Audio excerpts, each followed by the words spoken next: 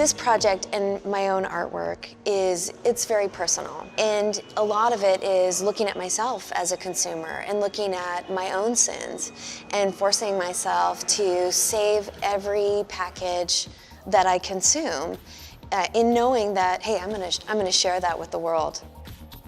My name is Charlotte Kruk, and I am an artist and high school sculpture arts teacher.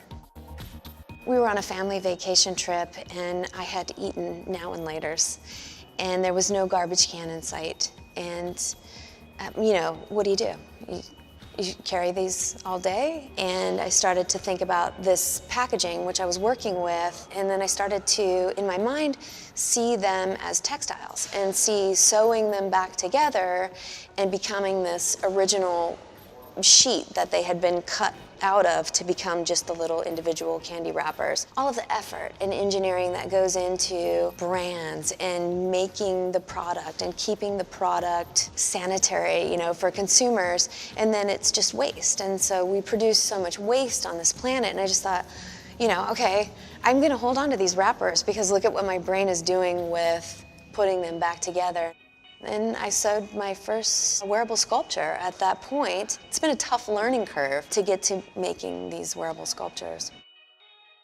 The title of this exhibition at the Racine Art Museum is Consumer Couture, The Politics of Having. It's a way for us as consumers to look at how we consume. So the politics of having is about needing and wanting and having, and at what point we make choices as consumers. Originally, all of my materials, I was the sole collector. So every candy wrapper, every candy bar, every candy that I consumed, I saved. And, you know, likewise with all of the toothpaste tubes, that's me, that's brushing my teeth. And so the collections take a long time to evolve, and it takes a long time to collect enough materials to actually make something wearable. Racine Art Museum, we're very focused on the handcrafted, and our windows on 5th Gallery. The artist is given the opportunity to install work for a year. They have a lot of challenges. It's 90 feet long and 3 feet wide. They have to hang things, they can't put things on the window. So it's a really nice way to see artists sort of expand their thought process about their own work. What I've done is tried to fill each of those windows with a little vignette or a little story. Part of my concept is this idea of consumption and how everything starts out very sort of organized, and it's all, you know, it was no big deal that I went and had a cup of coffee, but then when it starts to be the consumption and the overconsumption and it starts to fall into chaos.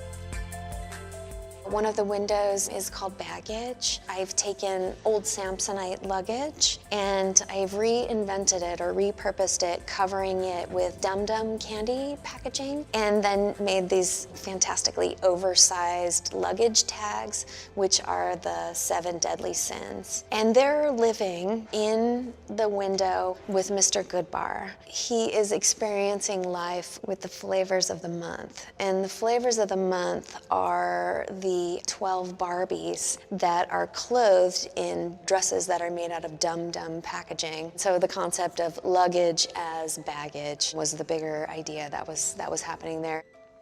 The middle window is a wearable sculpture that I made quite a few years ago, and it's made out of 31 flavors Baskin Robbins ice cream taster spoons, and I've drilled holes in them like a button and then stitched each of them onto this dress, and the dress itself is actually made out of recycled piano bags. And then within that scene is 365 silver-plated spoons that have been drilled and hung on monofilament to look like this giant kind of like sunburst moving out away from her body. And so this idea of our plastic culture versus this kind of like old world money culture in our modern society, we can sort of pretend to be whoever we are.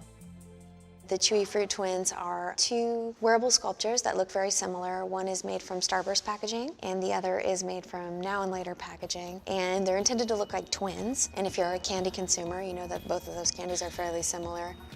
There's a little girl mannequin that looks up at the two wearable sculptures, and to her, in this scenario, they look like piñatas. Behind her, there's sort of like party banners, but they're cut with Old English lettering, 14 virtues. And the concept of the child being fed these words of wisdom. And so will Tallulah, who's wearing, a Hello Kitty coloring book dress with a giant crayon bow, will she, in fact, take a virtuous path? Will she break the piñata and find treasure, or will she break the piñata and find chaos?